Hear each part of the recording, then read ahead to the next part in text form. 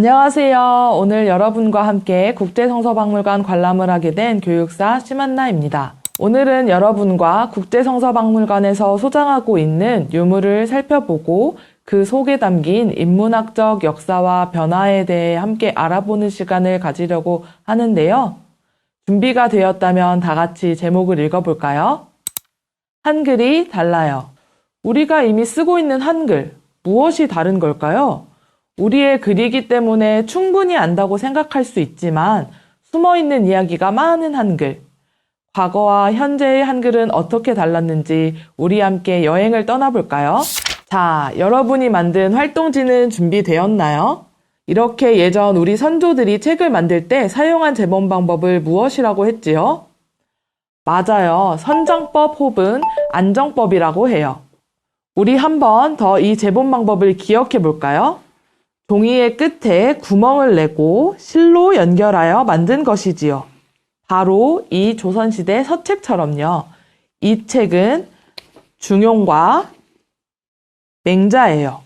우리나라 사극을 보면 많은 양반들이나 선비들이 서당에서 책을 읽고 있는 장면들이 등장하는데요. 책상 위에는 항상 이런 서책들이 있었답니다. 어디 우리도 조선시대 양반처럼 서책을 읽어볼까요? 아이고, 이런 어려운 한자가 가득 적혀 있네요. 저도 한자를 배우기는 했는데 술술 읽기에는 너무 어려워요. 여러분은 어떤가요? 한글이 창제되기 전 우리나라는 바로 이런 중국의 한자를 빌려 사용했어요. 그런데 한자는 글자도 많고 배우려면 시간도 많이 들었어요. 그래서 일반 백성들은 한자를 잘 몰랐어요. 양반들이나 글을 읽고 쓸 수 있었던 거예요. 조선시대에는 나라에서 백성들에게 소식을 알리기 위해 벽에 벽보를 붙였는데요. 자, 무슨 소식이 있었는지 같이 읽어볼까요? 아이쿠, 온통 또 한자네요. 사람의 얼굴이 그려져 있고 종이 가득 글이 쓰여 있지만 한자를 모르면 내용을 알 수가 없어요. 이 사람은 착한 사람일까요? 나쁜 사람일까요? 상을 준다는 걸까요? 잡아오라는 걸까요? 어떤 벽보에는 전염병이 유행이니 조심하라고, 혹은 어떤 일은 하지 말라고, 만약 일을 하면 엄벌에 처하겠다고 써 있었지만 글을 모르는 사람들은 그냥 병에 걸려 죽기도 하고 법을 어겨 옥살이를 하는 사람도 있었어요. 때론 한자를 모르는 백성에게 양반들이 문서의 내용을 속여 노비 기간을 늘린다든지 땅 문서를 팔게 하는 것 같은 악행을 저지르는 경우도 있었어요. 글자를 모르는 사람은 계약서에 서명 대신 손바닥을 그리기도 했답니다. 한글이 사용되기 전 한자는 언어적 어려움뿐만 아니라 일상에서도 엄청난 불편함을 줬어요. 문제를 풀어볼까요?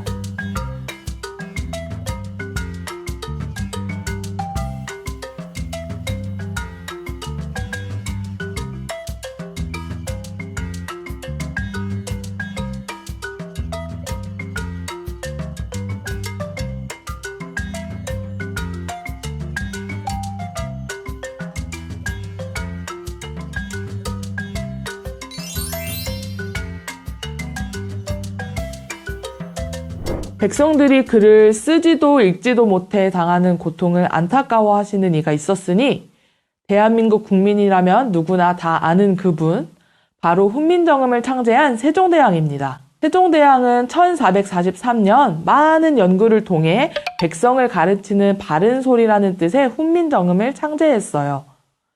세종어제 훈민정음의 서문에는 이러한 세종대왕의 뜻이 잘 담겨 있답니다. 효이종어제의 훈민정음 나라스 말삼이 용구익의 다르아 문자와로 서로 사마스디 아니할사이 이런 전차로 어린 바익성이 니르고저 홀바이 있어도 마참 나이 저희 그들 지로 펴디 못할놈이 하니라 나이 이를 위하여 어여스비 너겨 사이로 28자랄 마인가노니 사람마다 하여 소비 니겨 날로 숨의 변한 커이 하고자 할 사람이니라. 무슨 말인지 이해했나요? 나라의 말이 중국과 달라 한자와는 서로 잘 통하지 아니한다. 이러한 까닭으로 어리석은 백성이 말하고자 하는 바가 있어도 제 뜻을 펼치지 못하는 자가 많다. 내가 이를 딱하게 여기어 새로 28글자를 만드니 사람들로 하여금 쉽게 익혀 날마다 쓰는데 편하게 하고자 할 따름이라. 라는 뜻이에요. 문제를 풀어볼까요?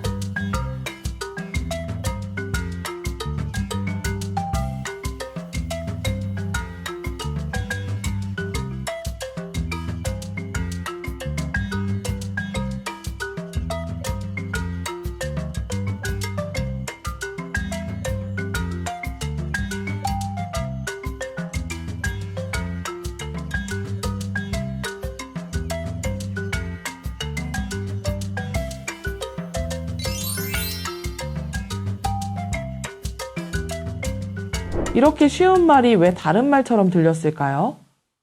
그 이유는 훈민정음에는 현대의 한글과는 다른 글자들이 있어 우리가 사용하지 않는 발음들로 들렸기 때문이에요. 우리는 현재 자음 14자, 모음 10자가 합쳐진 24자의 한글을 사용하고 있지만 처음 훈민정음 창제 시에는 자음 17자, 모음 11자, 총 28자였답니다. 우리가 사용하는 글자 외에 아래아, 여린 히읗, 옛 이응, 반시옷이라고 불리는 4글자가 더 있었어요. 1914년 주시경 선생님께서 국어의 문법 및 특징을 기술한 말의 소리라는 책을 출판하셨는데요.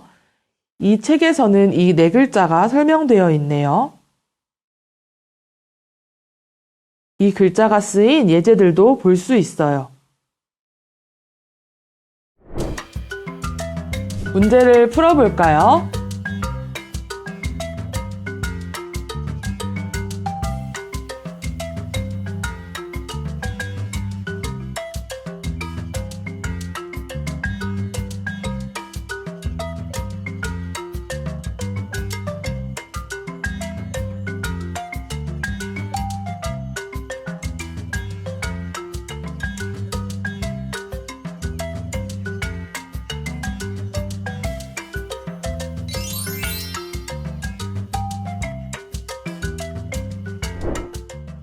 전 세계에서 왕이 글자를 만들어 백성에게 글을 쓰도록 한 나라는 우리나라밖에 없답니다.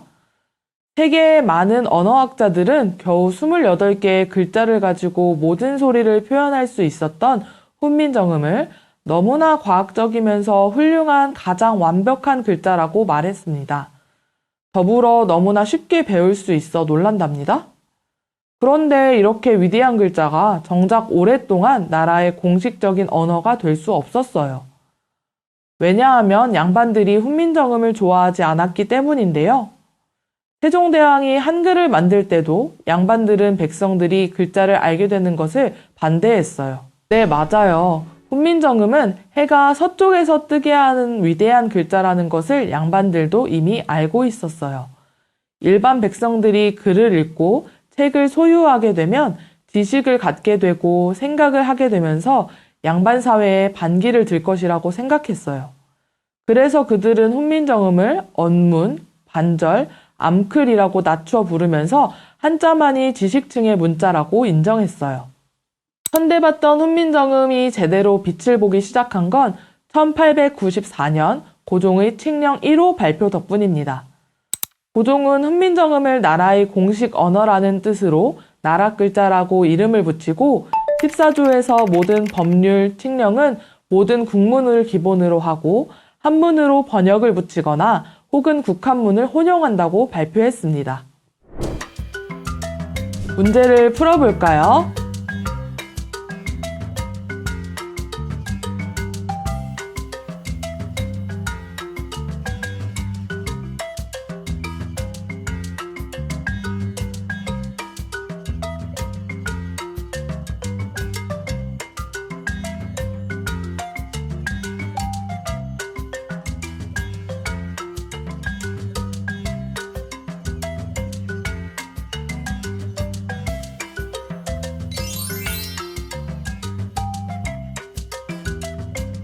그러나 이렇게 국문으로 지정했지만 곧 일제강점기가 시작되면서 나라 글자를 원활하게 사용할 수는 없었어요.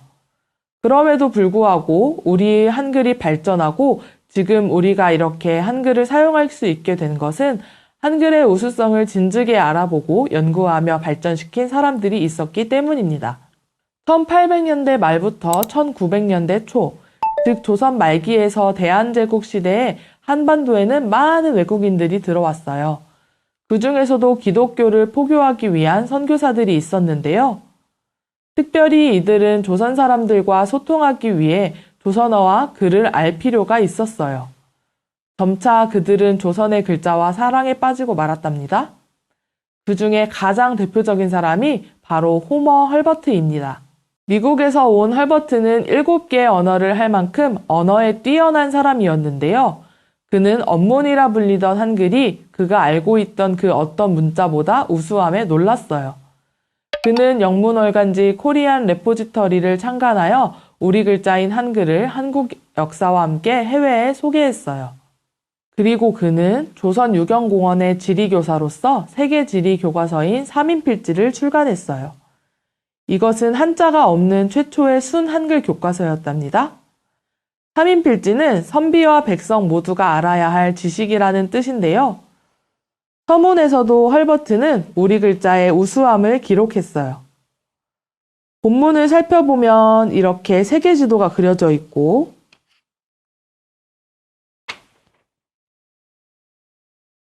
세계 각국의 사회, 지리, 기후, 기술 등을 한글로만 적어 놓았어요. 아시아는 어디 있을까요? 여기 있네요. 그 중에서도 조선에 관련된 내용을 읽어볼게요. 조선국은 포건이 북위선 35리 그리부터 43리 그리사지요. 동경선 102 30 그리부터 131리 글... 이런 무슨 말인지 이해할 수 있겠어요? 네, 맞아요. 당시에는 아직 띄어쓰기와 쉼표, 마침표가 없었기 때문에 읽기가 어려웠답니다. 한글 띄어쓰기는 1877년 스코틀랜드 선교사 존 로스가 쓴 조선어 첫걸음을 번역한 책에 처음 등장했지만 대중화가 되지는 못했습니다. 헐버트는 그의 제자 주시경, 독립운동가 서재필과 함께 독립신문을 발간하면서 띄어쓰기와 쉼표, 마침표 쓰기를 제안했어요. 한글을 사랑한 많은 외국인들 덕분에 한글은 더욱 발전할 수 있었습니다. 앞서 언급한 스코틀랜드 선교사 존 로스는 한글을 귀하게 여기고 한글이 한문보다 훨씬 정확한 번역본을 만들 수 있는 글자라고 생각했습니다. 그는 최초의 순한글 성경인 예수선교전서를 출판했습니다.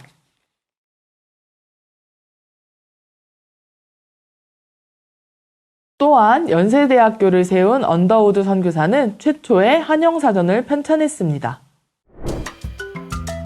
문제를 풀어볼까요?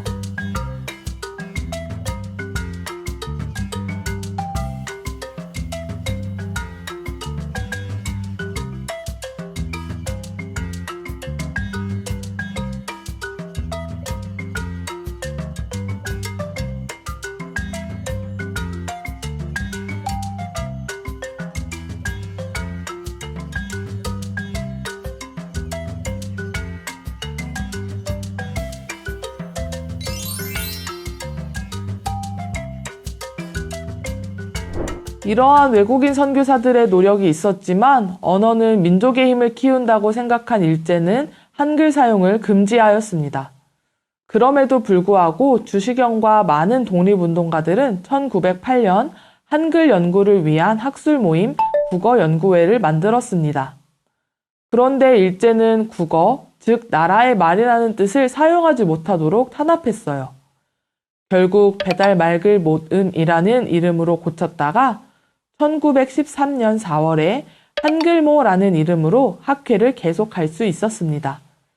이때부터 한글이라는 이름이 쓰이기 시작합니다. 한글의 뜻은 크고 바른 글이라는 뜻입니다. 1909년 국문연구소에서 아래아 폐지에 대한 논의가 벌어졌습니다. 1912년 일제가 공포한 보통 학교용 언문철자법에서는 마침내 아래아가 사라졌습니다. 점차 생활에서 많이 사용하지 않던 글자들은 서서히 자취를 감추게 되었습니다.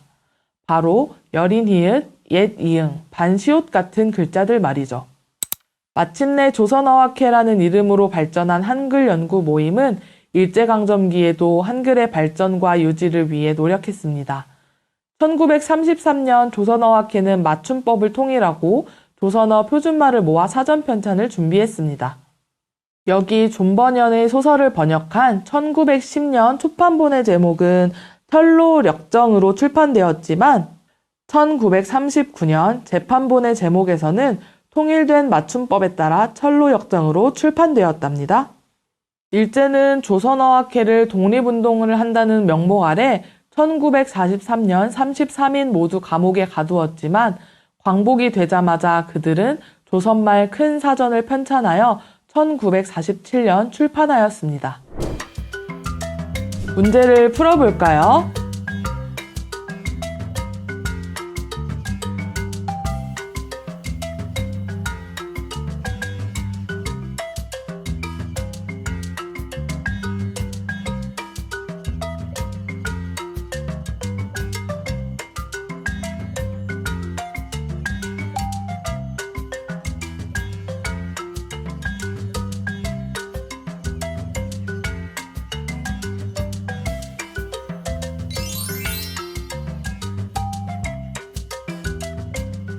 조선어학회는 외래어 표기법 통일안 역시 발표했는데요. 아쉬운 것은 이때부터 외래어에 여린 히읗, 옛 이응, 반시옷 같은 글자나 자음을 두세 개씩 나란히 놓는 병서 방식과 자음을 위아래로 놓는 연서 방식의 철자법을 더 이상 사용하지 않았다는 겁니다. 세종대왕 28년에 기록된 조선왕조실록에 의하면 이러한 철자법의 사용으로 훈민정음에 28자만 있다면 바람소리, 학의소리, 닭 울음소리, 개 짖는 소리까지 모두 표현할 수 있었다고 해요. 조선시대 외래어를 번역했던 역관들은 영어는 물론 몽골어, 프랑스어, 인도어 같은 그 어떤 언어의 발음도 모두 표기할 수 있었다고 합니다. 예를 들면 현대 우리에게 없는 외래어 발음 중 Z는 반시옷으로 L은 리을을 병서 방식으로 두 번 나란히 써서 리을을 한 번만 쓰는 R과 구별했어요. T가 연속으로 두 번 사용될 경우에는 여린 히읗으로 발음하고 알파벳 V는 비읍과 이응을 연서 방식으로 위아래로 써서 알파벳 B의 비읍과 쉽게 구별했습니다. 예를 들어 얼룩말 지브라는 사랑이라는 뜻의 love는 바이올린은 면이라는 뜻의 코트는 문제를 풀어볼까요?